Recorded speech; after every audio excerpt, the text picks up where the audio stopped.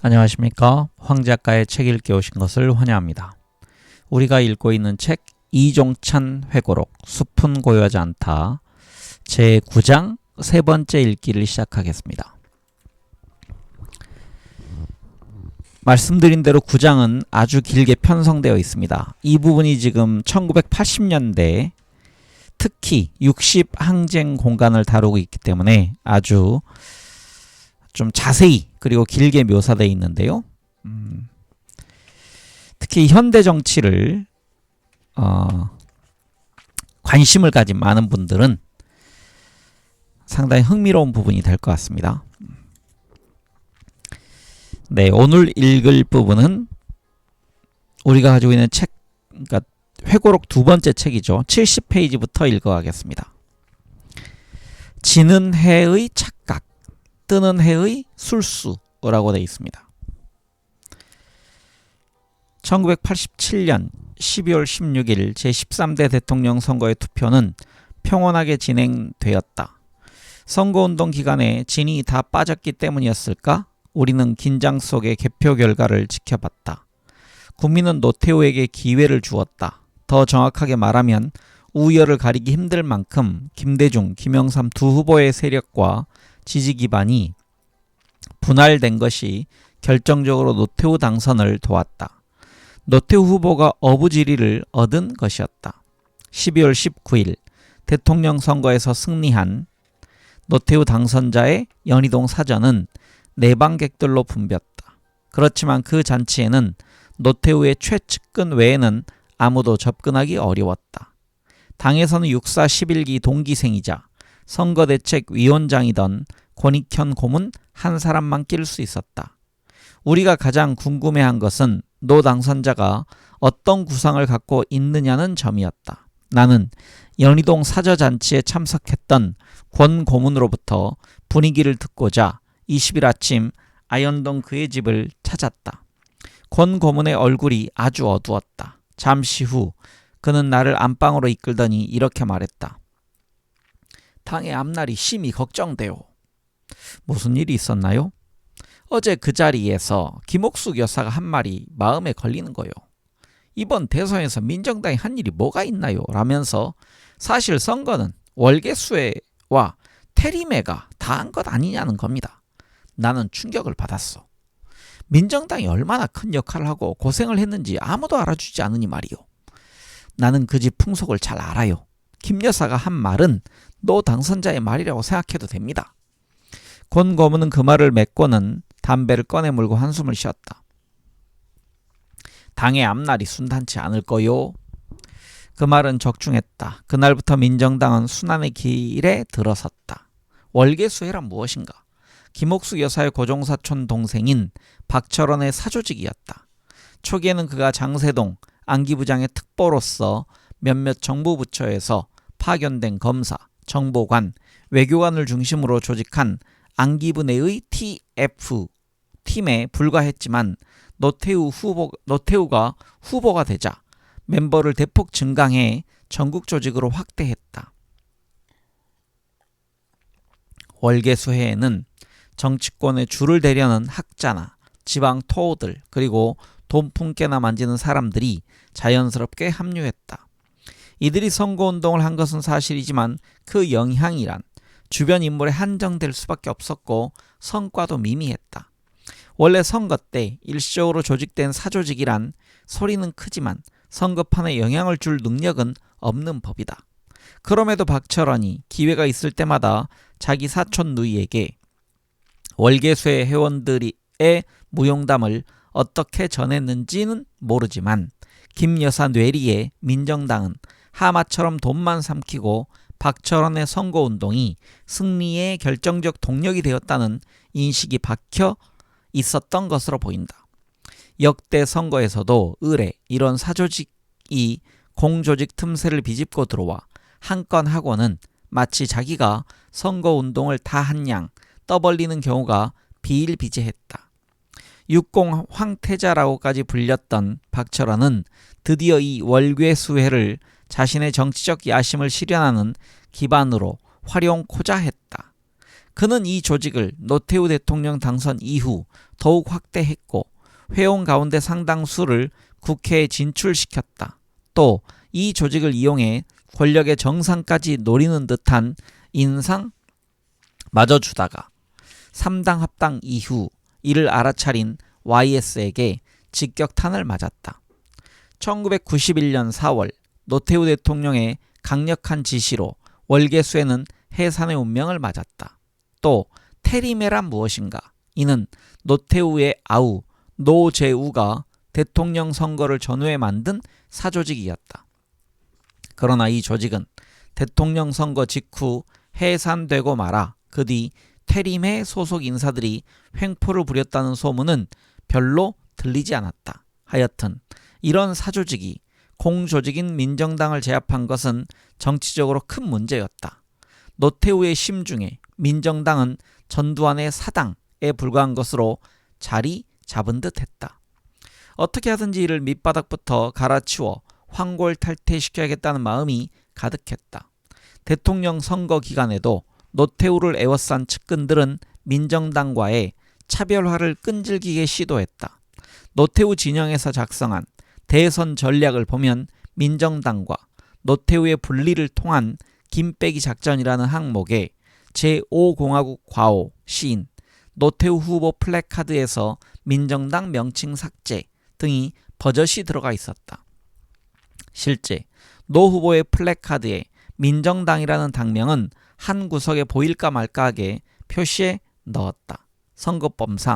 선거법상 정당 표시를 뺄 수는 없어서 최대한 축소해서 표시한 것이었다. 하지만 눈치 빠른 기자들이 이를 지적해 크게 보도했다. 노태우의 민정당과의 분리 전략이 노골화되자 전두환은 민정당 대신 운동본부에 이런 말을 전해오기도 했다. 노 후보에게 전해주시오. 필요하다면 나를 밟고서라도 넘어가라고 말이오. 대선 이후 노태우의 태도가 달라진 징후는 여기저기서 나타났다. 취임 준비 초기부터 60은 50과 단절해야 한다는 말이 노골적으로 나오곤 했다. 우선 제6공화국이라는 말부터 심상치 않았다. 노태우의 흉중에 나는 국민의 표로 당당히 당선된 사람이고 전두환은 체육관 선거에서 당선된 사람 아니냐는 비교 우위론이 자리 잡고 있음을 시사하는 말이었다. 그것은 대통령 선거 때처럼 단순히 민정당과 거리를 두는 수준을 훌쩍 뛰어넘는 일이었다. 민정당은 물론이고 전두환 세력 그리고 제5공화국 전체와 결별하는 방안이 잉태되고 있었던 것이다. 노태우의 측근 참모에는 두 그룹이 있었다. 한 그룹은 현홍주 민정당 사무차장, 이병기 보좌역, 김종휘 국방대학원 안보문제연구소장 등과 같이 세상을 바라보는 시각에 균형이 잡히고 상식을 존중하는 사람들이 있었다. 또 다른 한 그룹은 최병렬 의원이나 박철원 안기부장 특보와 같이 정치공학적 시각에 능란해 보이는 사람들이었다. 민정당과의 단절론을 내세운 핵심 인사로는 아무래도 박철원과 최병렬 두 사람을 꼽아야 할 것 같다. 두 사람은 노태우의 최측근으로 청와대에 입성했다. 최병렬은 정무수석 비서관이고 박철원은 정책보좌관이었다. 당시 언론은 이들을 좌병렬 우철원이라고 불렀다. 노태우는 이들 두 사람에게 귀를 기울였고 당선자 시절부터 50 단절론은 무르익고 있었다. 그들은 한편으로는 먼저 언론에 흘리고 다른 한편으로는 언론 보도 내용을 모아 노 대통령에게 들이밀며 시중 여론이 들끓는 것처럼 상황을 몰아갔다. 이런 노 후보와 측근들의 속마음도 모르고 전두환 대통령은 청와대를 떠날 때까지 헛물을 켜고 있었다. 일해재단을 만들고 그 부속 연구소를 청와대 분실처럼 근사하게 꾸몄다. 그리고 자신이 국가 원로 자문회의 의장으로서 상왕이 될 수 있다고 착각하고 있었다. 노태우 진영이 전두환 쪽과의 단절을 기정사실로 삼고 무력화하기 위해 칼을 갈고 있는 것도 모른 채 이런 사정을 가장 잘 체감한 분은 정계 원로로서 정치판의 쓴맛 단맛을 다 본 이재형 국회의장이었다. 그는 가까운 의원들을 만나면 이거 보게 자네는 지는 해만 보지 말고 뜨는 해를 봐야 하네 라고 약간 냉소적인 충고를 하곤 했다. 당시 지는 해 쪽에 서 있던 김윤환 청와대 비서실장은 마지막 작업으로 국가원로자문회의법과 전직 대통령 예우에 관한 법을 입법하려고 서둘렀다. 이를 안 노태우 당선자는 불쾌해했다. 그는 즉각 이대순 원내 총무를 불렀다. 지금 추진 중인 법에 대해 어떻게 생각하시오? 노태우는 내심을 숨기고 태연하게 물었다. 그는 좀처럼 속내를 보이지 않는 사람이었다. 대통령 업무를 추진해 나가는데 도움이 되리라고 생각합니다. 그래요. 그 순간 노 당선자의 표정을 읽은 이 총무는 재빨리 자신이 한 말을 거둬들이면서 여하튼 저에게 맡겨주십시오 라고 상황을 수습했다. 노 대통령 취임 후 청와대 측근들로부터 여러 형태로 압력이 내려왔고 이 법안은 제출도 하기 전에 사산되고 말았다. 뜨는 해의 승리였다. 여기서 끝나지 않았다. 취임식 일주일 전인 2월 19일 내무부가 새마을 중앙운동본부에 대한 전면 대수술 방안을 구상하고 있다는 말이 흘러나왔다. 새마을 운동에 손댄다는 것은 정경환에 대한 수사를 예고한 것이나 다름없었다. 나는 올 것이 왔다고 생각했다. 사태가 이런데도 며칠 전 정경환은 나를 찾아와 차기 국회의원 선거에 출마하겠다고 포부를 밝혔으니 황당한 일이었다. 그동안 형님이 청와대에 계셔서 정치를 하고 싶어도 못했습니다. 점퍼를 입고 새마을운동만 열심히 하며 기다렸습니다. 이제 태우 형님이 당선됐으니 나도 국회에 진출해 그분을 도와야 하지 않겠습니까? 아, 그래요? 어디서 나갈 생각입니까? 합천입니까? 출마하려면 먼저 형님과 의논해야지요. 의논하셨어요? 아직 안 했습니다만 우선 선배님의 의견을 들어보려고 왔습니다. 지금이 적절한 시기인지 잘 모르겠습니다. 우선 형님께 허락을 받는 게 중요할 것 같습니다. 그리고 노태우 당선자의 의견도 중요합니다. 노태우의 청와대가 오는 4월에 제13대 국회의원 선거에서 가장 중점을 두었던 것은 50 비리를 철저히 파헤쳐 국민에게 신뢰를 얻겠다는 것이었다. 여기에는 전두환 세력 제거라는 일거양득의 계산도 깔려 있었다. 50 비리의 상징은 첫째가 새마을운동 비리였다. 노태우 대통령은 3월 8일 국회의원 선거법이 확정되자 전두환 측에 압력을 가해 스스로 새마을운동 비리 수사를 요청하도록 했다. 전두환은 국회의원 선거에서 민정당이 불리하다니 할 수 없이 자기 아우의 목에 칼을 대라고 3월 19일 검찰에 요청했다. 그 후 수사 진행 사항은 계속 언론에 흘러나왔고 새마을운동중앙본부 회장인 정경환은 가시방석에 앉은 듯 안절부절 못했다. 그가 구속된 것은 3월 31일. 그는 차라리 구속된 것이 마음이 편했다고 나중에 말했다. 이런 와중에 제13대 국회의원 선거가 4월 26일 실시되었다. 결과는 어떻게 되었나?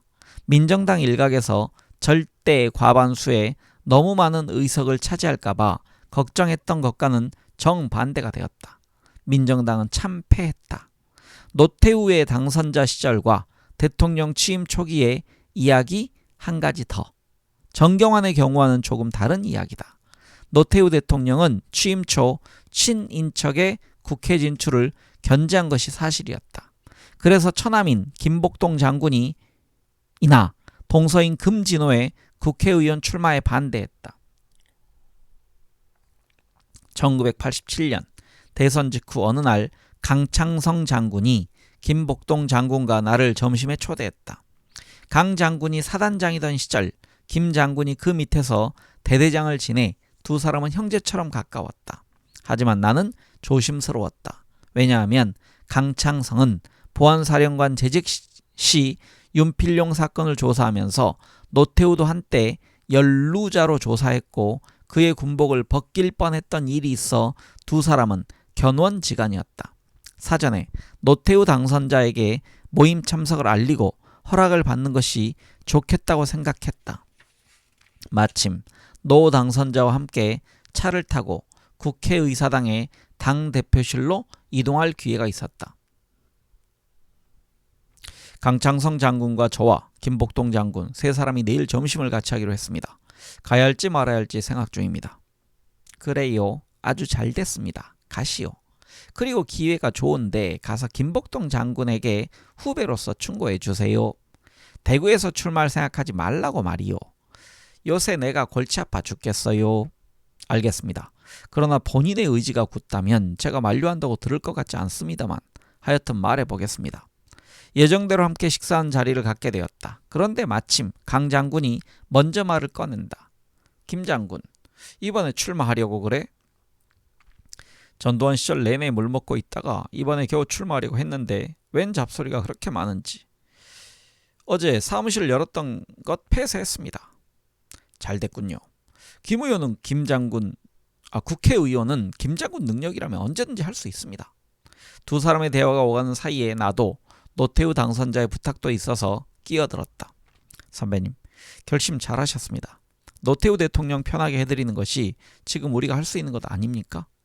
대화는 이것이 전부였다. 그러나 얼마 후 김복동 장군으로부터 연락이 와서 만났다. 그분은 화가 나 있었다. 어제 청와대에서 노 대통령을 만났더니 당신이 나의 대구 출마 반대를 주동하고 있다던데 어떻게 그럴 수가 있어?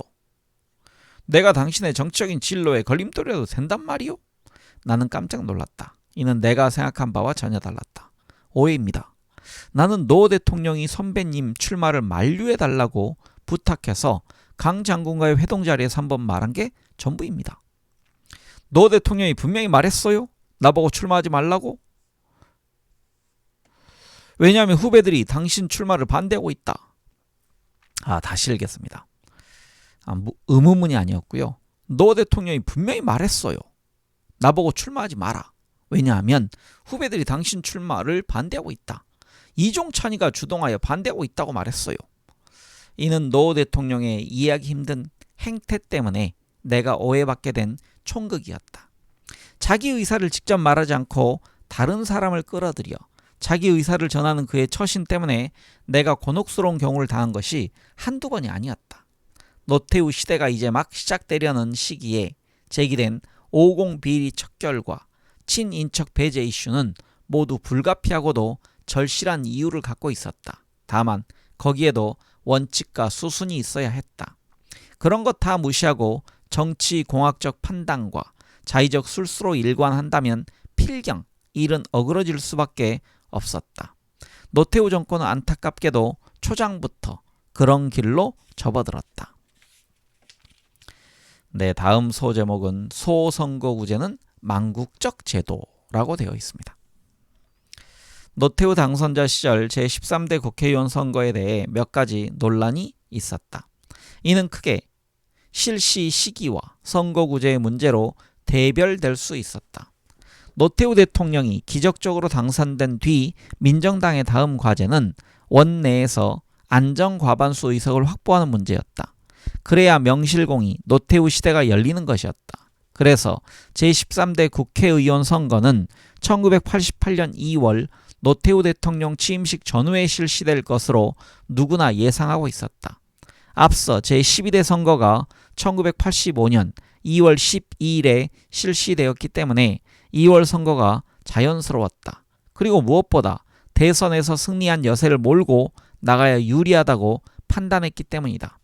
그런데 노태우 당선자 측근 정략가들의 생각은 달랐다.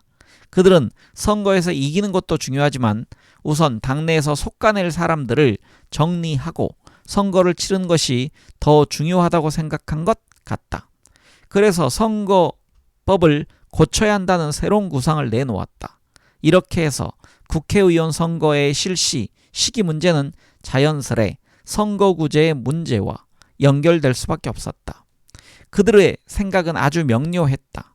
첫째, 2월에 선거를 치르면 전두환 대통령이 퇴임하기 전에 공천 작업을 하게 되므로 전두환 측 사람들이 끼어들어 노태우의 몫이 적어진다는 계산이었다. 그래서 선거를 늦추어야 완전히 노태우판으로 새로 짤 수 있다는 판단이었다.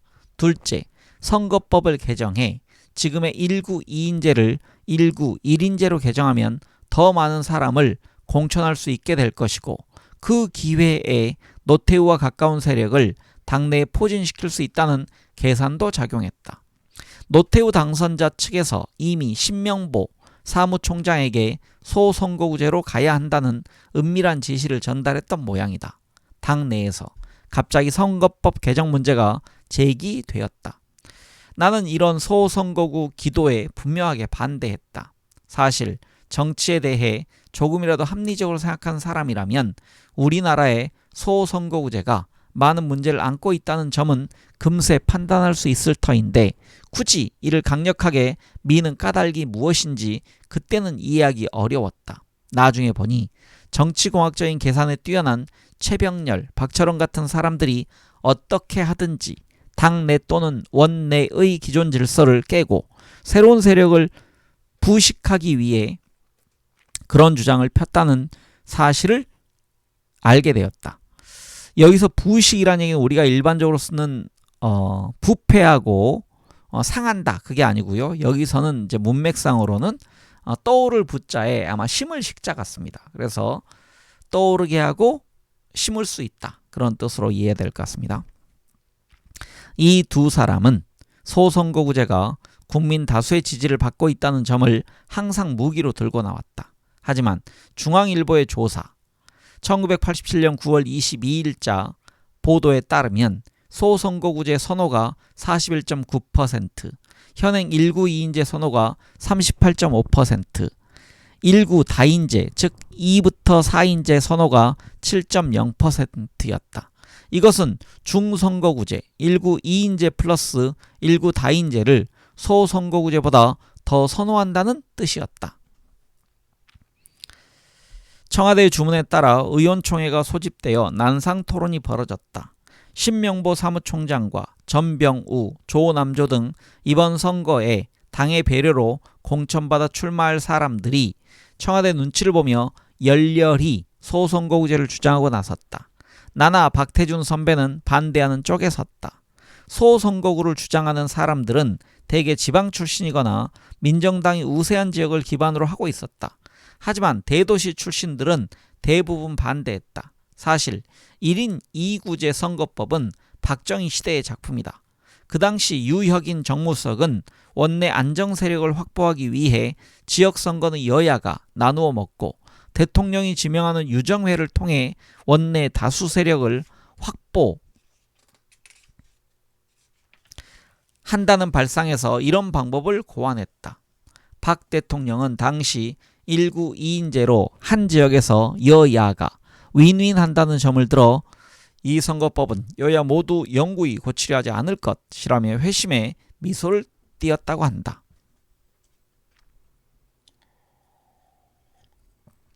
하지만 유신시대가 끝나면서 그 유물인 유정회는 없어졌고 그 대안으로 비례대표제가 도입되었다.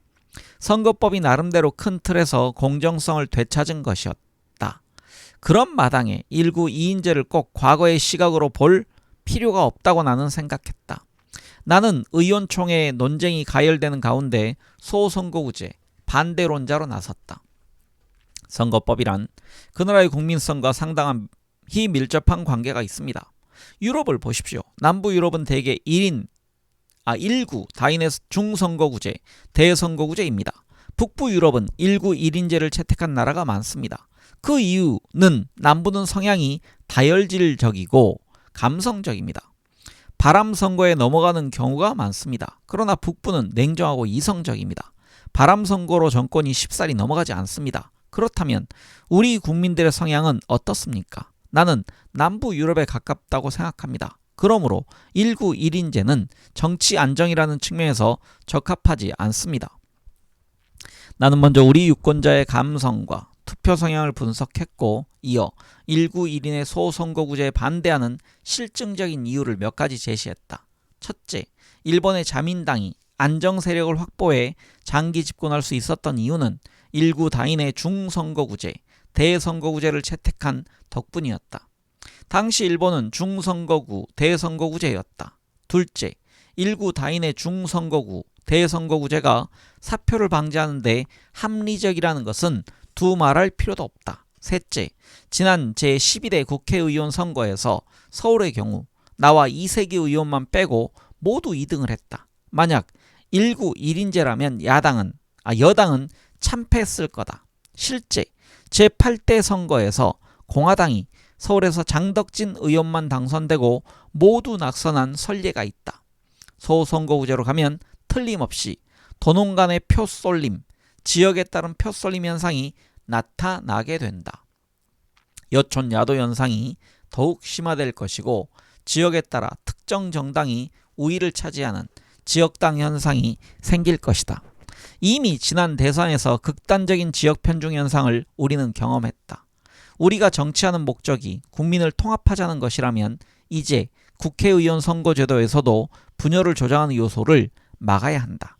나는 열렬히 주장했다. 그러나 청와대 지시를 받은 소선거구 주창자들은 1구 2인제란 유신잔재라는 주장을 내세워 내 의견에 무조건 반대했다. 그 후 최문식 당대표와 신명보 사무총장 등은 중앙집행위원 다수의 반대에도 불구하고 소선거구제를 청와대 지시대로 밀어붙였다. 사실 이대순 원내 총무도 지난 대선 때의 표 성향으로 볼 때 소선거구제가 위험하다는 사실을 알고 있었다. 그는 노태우 대통령에게 가서 자기의 견해를 보고했다. 소선거구제로 가면 민정당이 완승하든가 완패할 가능성이 있습니다. 하지만 완승해도 완패해도 정치적으로 위기가 초래됩니다.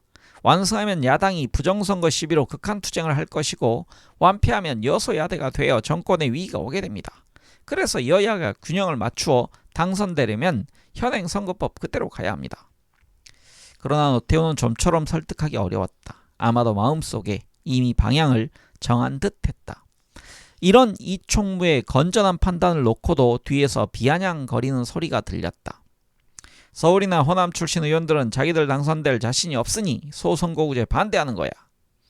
소선거구제로 총선을 치른다는 가정하에 컴퓨터 시뮬레이션을 해본 결과 지역구에서 87명밖에 가능성이 없다고 나왔다.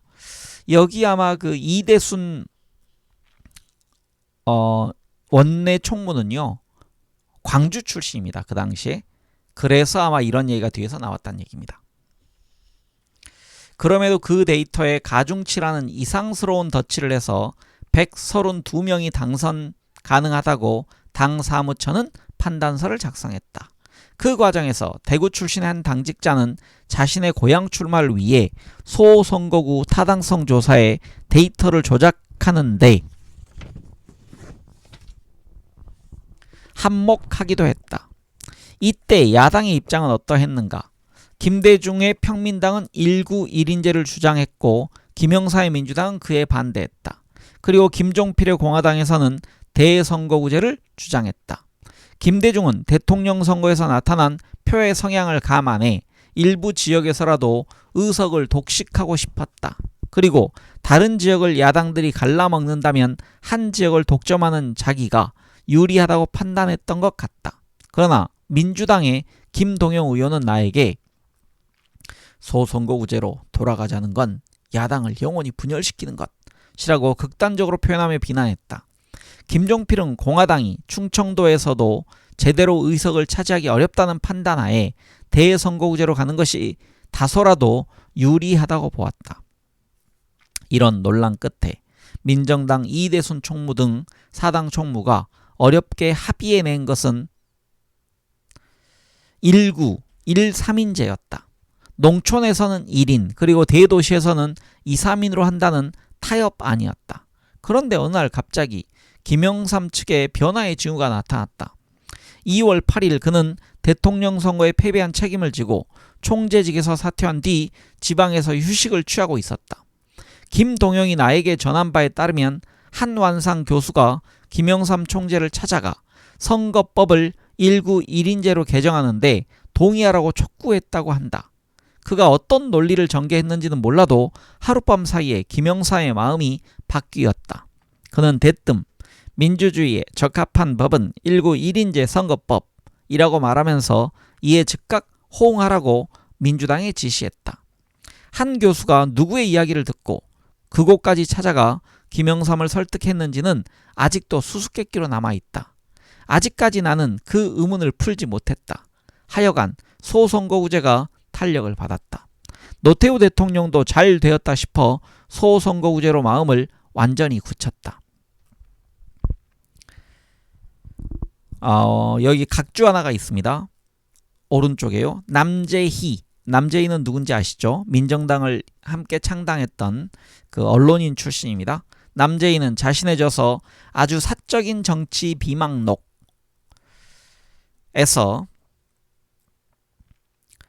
노태우 대통령이 1구 1인의 소선거구제를 채택하는 데에 고건의 의견을 많이 참작한 것처럼 썼다. 왜 그랬을까?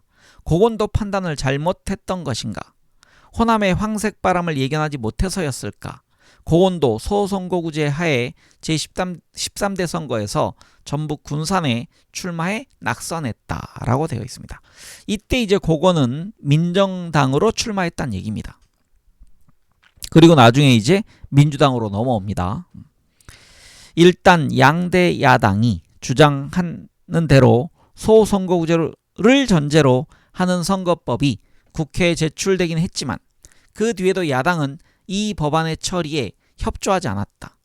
선거운동 방법과 비례대표 배분 방식 등에서 이견이 좁혀지지 않았기 때문이다. 결국 3월 8일 새벽 여당 단독으로 선거법을 통과시켰다. 이것이 또 하나의 무리수였다. 왜 그리 서둘렀을까? 원래 선거법은 여야가 경쟁하는 룰이기 때문에 이것만은 여당이 단독 날치기로 처리해서는 안 된다는 불문율이 있었다. 과거 자유당이 독주하던 시대에도 선거법만은 야당의 협조를 얻어 통과시켰다. 조병옥 민주당 대표가 자유당의 선거법안에 많은 양보를 하여 합의했다고 당내에서 비판이 일자 빈대 잡기 위해 초가삼간 태울 수 없다는 유명한 말을 남긴 것도 선거법의 여야 합의 정신을 가리킨 것이었다. 하여간 1구 1인의 소선거구제 선거법은 일단 국회에서 무리하게 통과되었다. 바로 이 선거법이 그 뒤 우리 정치사를 꼬일 대로 꼬이게 만든 원흉이다. 지역 독점주의를 통해 경상도나 전라도에서는 특정 정당에 관한 한 정당 공천은 당선이라는 큰 병폐를 낳았고 나아가 역사에 씻을 수 없는 과오가 되었다. 네, 다음 소제목은 정말 힘들게 오른 삼선고지입니다. 당시 민정당은 신생 노태우 정권의 기반을 튼튼하게 다져야 하는 대회전을 앞두고 있었다. 어느 때보다 경쟁력이 있는 후보를 공정하게 선발해서 선거에 승리하고 원내 과반수를 확보해야 할 절박한 시기였다.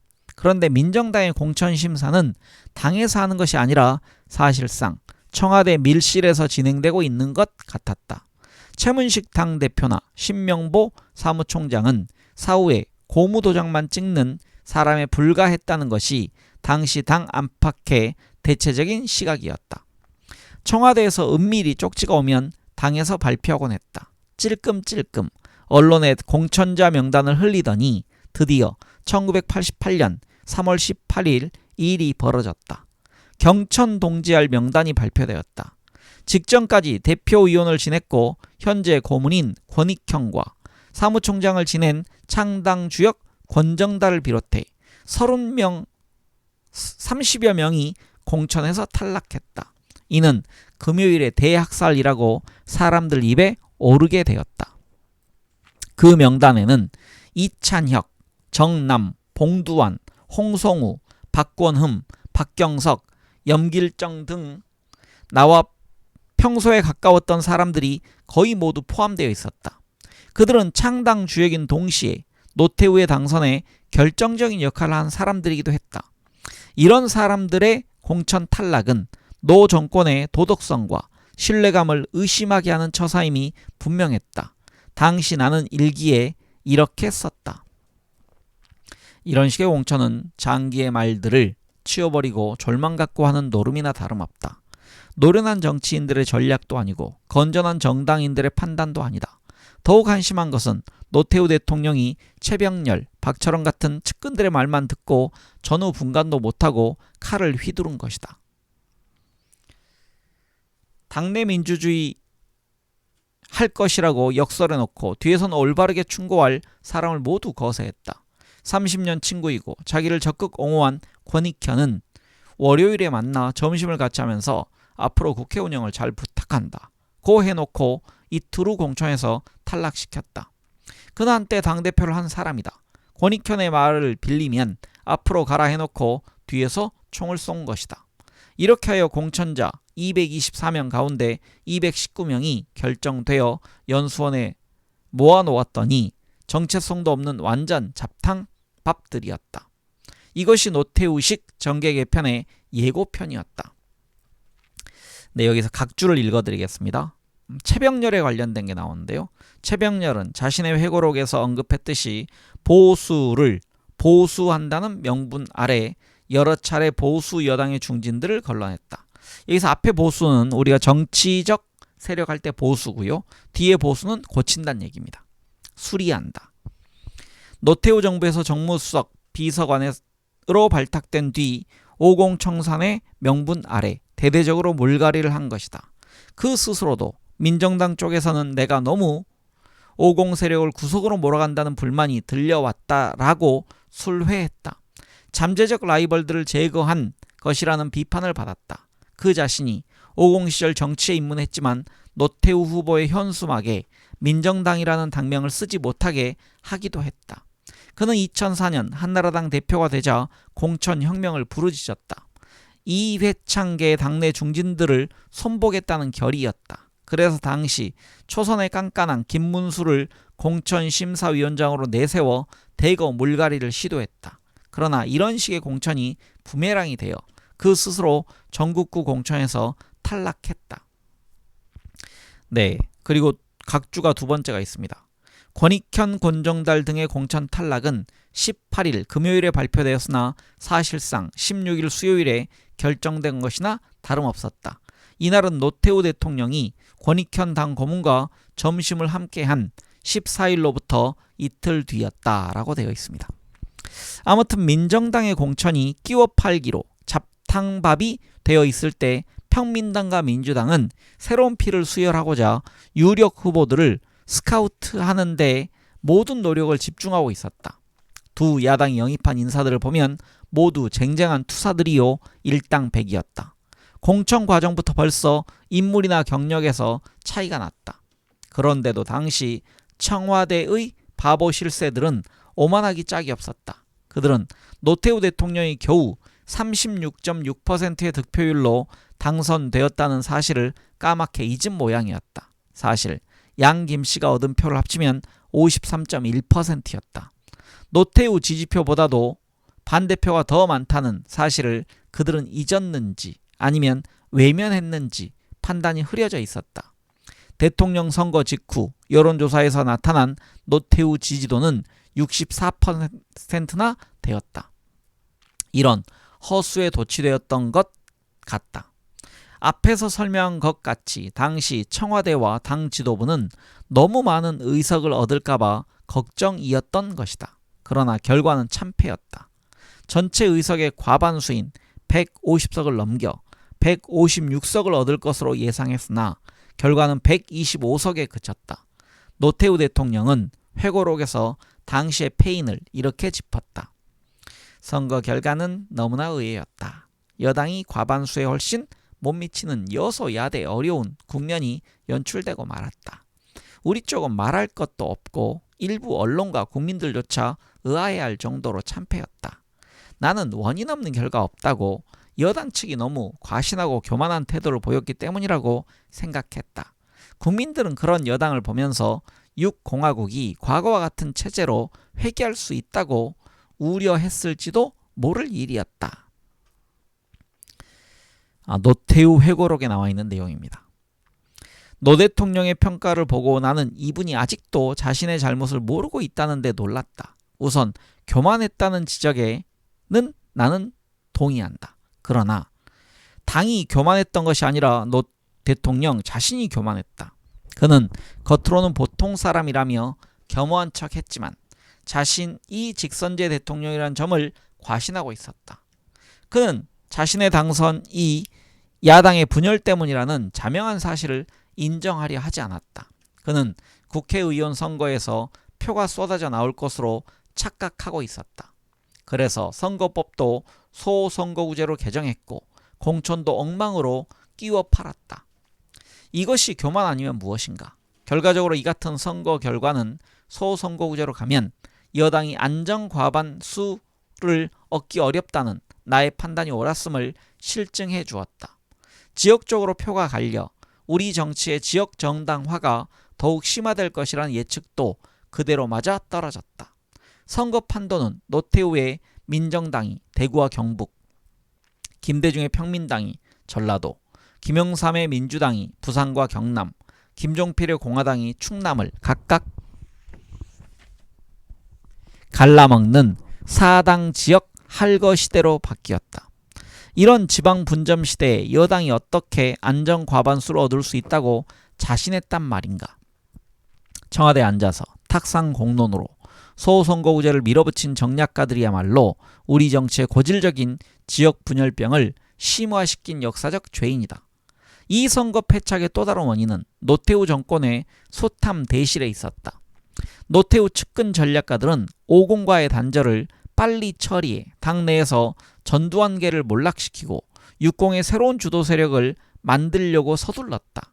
이를 위해 정경환의 새마을운동 비리, 전두환의 이래재단 설립 야욕, 연보현 서울시장 수사 등을 조기에 처리하면 오공과의 단절로 국민들이 박수칠 것이라고 계산했는데 그것이 착오였다. 국민 누구도 노태우 정권을 부패한 오공의 연장으로 봤으면 봤지 단절로 보지 않았다. 국민들은 오히려 노태우가 의리 없이 자기를 만들어준 전임자에게 타격을 가하면서 자기는 깨끗하다고 눈속임하는 것으로 봤다. 국민은 언제나 현명하다. 거칠어로 위장하면 할수록 이미 속까지 들여다본다. 나는 오히려 노태우 대통령이 진짜 겸허하게 오공의 잘못에 나도 일말의 책임이 있다. 그럼에도 국민들이 나를 대통령으로 선출해 주었으니 전보다 더 정신 차려서 잘하겠다 라고 고백했더라면 국민들이 훨씬 관대하게 보지 않았을까 생각한다. 이 선거에서 공천이 잘못되었던 것은 두말할 필요도 없었다. 선거 후 당내에서는 공천이 잘못되었다. 지역 기반이 없고 실정 경험도 없는 인물을 대거 영입한 것이 문제였다 라는 지적이 많았다. 이는 노태우의 책사인 박철원의 사조직 월계수의 멤버들이 대거 공천되었음을 의미한다. 한국 정치의 전체 그림 속에서 당의 미래를 내다보는 포석이 공천으로 나타나야 할 터인데 당을 어떤 수단으로든지 자기 판으로 만들려는 소영웅주의 야심가들이 대국을 망친 것이었다. 제13대 국회의원 선거 결과로 민정당은 이제 여소야대라는 한국 정치의 고질적인 큰 짐을 지게 되었다. 그리고 노태우 대통령과 그의 측근들은 첨예화된 지역 감정으로 나라가 분열되는 정치를 초래한 역사적 책임을 져야 했다. 1988년 제13대 국회의원 선거에서 나의 지역구 이야기를 하지 않을 수 없다. 우선 소선거구제가 되고 보니 종로구와 중구 가운데 어느 지역을 선택하느냐가 고민이었다. 나의 본적은 종로구 통인동이고 당시 내가 살던 지역은 중구 예장동이었다. 또 일생을 두고 나의 삶의 근거지가 종로였던 반면 제11대와 제12대 선거에서는 중구의 지지율이 상대적으로 높았다. 고민거리는 더 있었다. 종로구의 동부지역 즉 창신 3개동과 숭인 2개동은 미개발지였고 상대적으로 가난한 호남 사람들이 집중 거주하던 곳이어서 선거 때마다 민정당이 표를 얻기가 대단히 어려웠다. 게다가 이번에는 황색바람까지 불어 더욱 만만치 않았다. 여기서 나는 실리가 아니라 명분을 취했다. 종로가 정치 1번지로서 언제나 거물들과 싸워야 한다는 부담이 있고 선거 자체도 쉽지 않겠지만 이 지역을 기반으로 하는 것이 훨씬 보람이 클 것이라고 보았다. 선거법이 통과된 직후인 3월 11일 나는 중구 지구당 간부들을 모두 모이게 한 뒤 그동안의 노고를 치하하고 내가 종로를 선택하게 되었음을 양해하도록 설득했다. 고맙게도 당직자 대부분은 그것이 명분에 맞는다며 나의 의견에 동의해 주었다. 그런데 3월 18일 난데없이 민정당 공천에서 당의 중진들이 대거 탈락하는 소위 금요일의 대학살이 벌어졌다. 그리고 그 칼이 나까지 겨누고 있다는 말이 들렸다. 이미 창당 주역 가운데 이재형 국회의장은 전국구 공천에서 탈락했고 권익현 전 대표와 권정달 전 사무총장까지도 다 제거되었다. 그런 마당에 나까지 없어져야 노태우와 그 책사들이 마음 놓고 당을 새 판으로 짤 수 있을 터였다. 나는 3월 21일 즉각 지구당 주요 당직자 조찬회를 소집했다. 직설적으로 말하지는 않았지만 노 대통령과 청와대에 대한 섭섭함을 표시하지 않을 수 없었다. 여러분, 그동안 나를 지지하고 성원해 주신 데 대해 감사드립니다. 지난 대선 때 여러분의 노고로 우리가 직선제 하에서도 노태우 대통령을 선출하는 데 혼신의 노력을 다했습니다. 그러나 우리의 노력에 대해 아무도 알아주는 사람조차 없습니다. 여러분, 지난 대통령 선거 때 우리 당보다 사조직이 더 열심히 했다고 하는 사람들이 있습니다. 사조직이라고 자칭하는 사람들은 자기들이 대통령 만들기에 수은 갑이라 뻐기고 있습니다. 과연 대통령 선거와 같은 전국적 선거에서 사조직이 얼마나 힘을 썼다고 생각하십니까? 사조직에 무슨 정책이 있으며 이념이나 강령이 있습니까? 지금 우리는 또다시 중대한 도전에 직면하고 있습니다.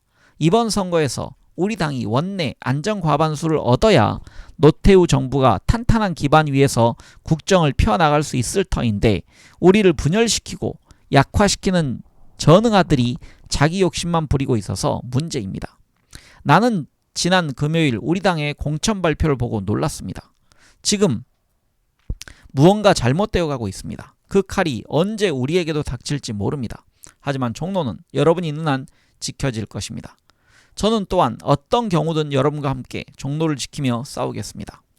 뼈있는 말이었다. 그 후 청와대와 중앙당은 나의 공천 문제를 놓고 여러 가지를 수기했던 것 같다.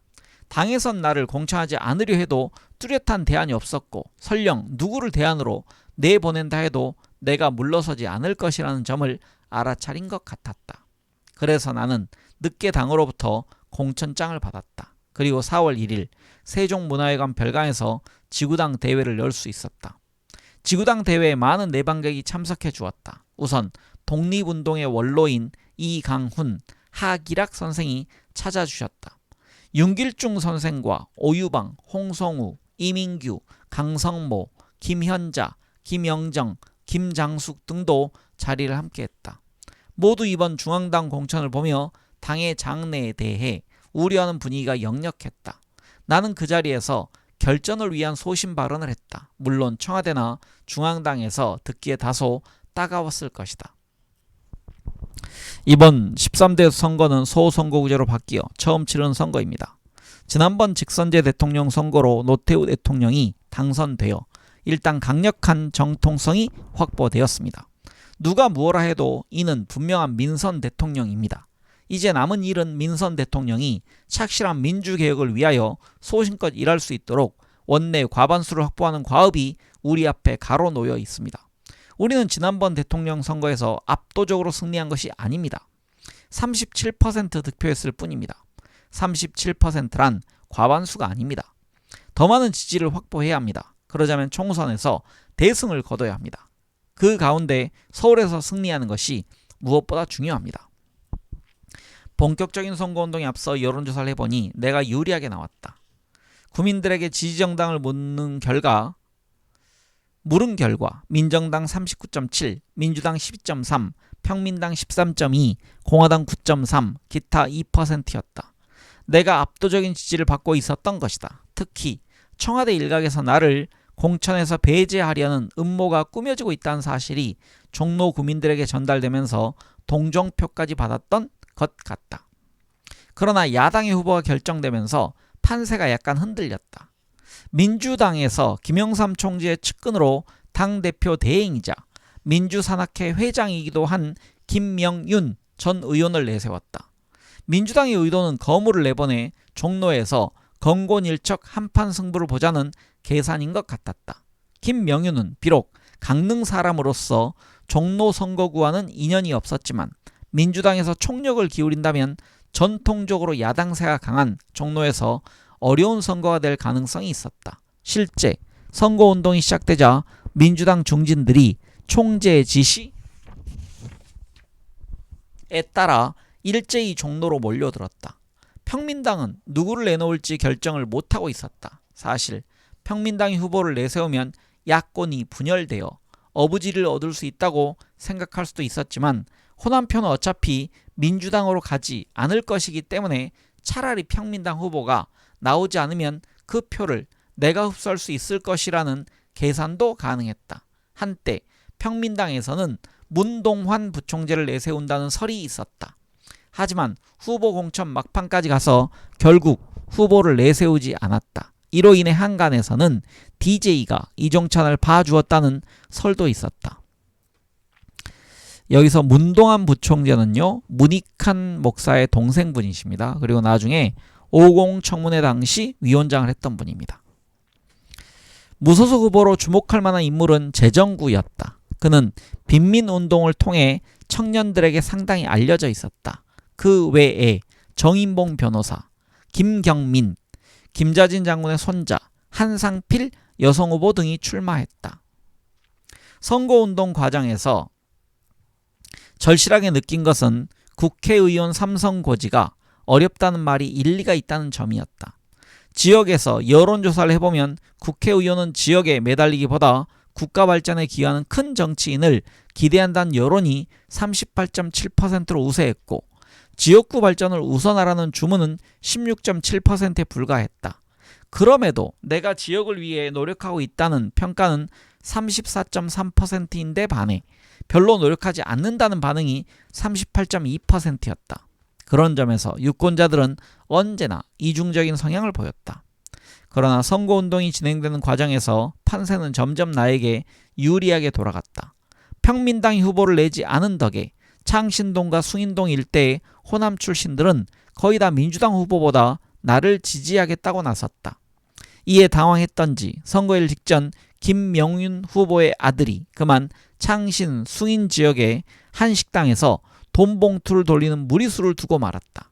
현장에서 우리 청년당원 오경택군에게 붙잡혔다. 주변에 있던 민주당원들이 오군에게 폭력을 가했지만 그는 소리를 지르고 저항하면서 끝내 그 돈 봉투와 김군의 옷자락을 놓지 않았다. 경찰이 출동해 오군과 김군을 동대문 경찰서로 함께 연행했다. 다음날 아침 김명윤 후보가 전화를 걸어와 조찬을 함께하자고 제의했다. 플라자호텔 식당에서 선거운동 기간 격렬하게 싸웠던 감정을 풀고 화해하는 마음으로 그를 만났다. 그는 얼마나 급했던지 나를 보자마자 사정적으로 말했다. 내 아들이 어제 동대문서에 연행됐습니다. 그는 이 후보의 후배입니다. 이번 일로 공무원 경력에 흠이 갈 것 같습니다. 이제 선거 결과는 이 후보가 유리하다고 판단됩니다. 그러니 내 아들 문제를 풀어주시오. 우리 화해합시다.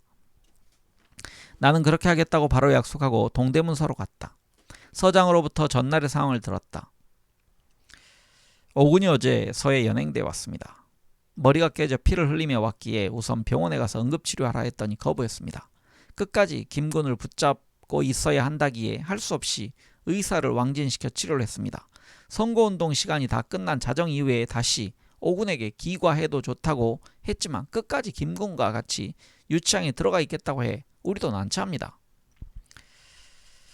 우리 당은 오군과 같은 충성 당원들이 있어서 강한 당입니다. 하여간 내가 설득해보지요.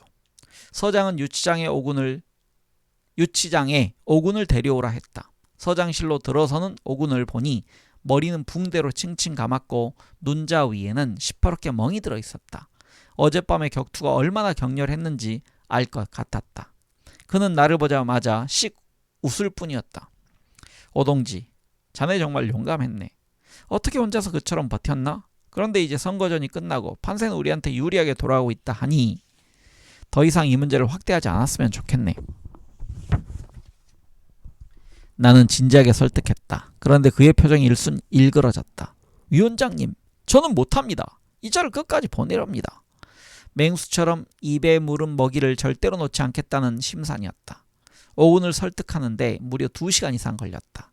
그리고 서장으로부터 언제든지 문제를 제기하면 다시 수사한다는 다짐을 받고 나서야 그는 물러섰다.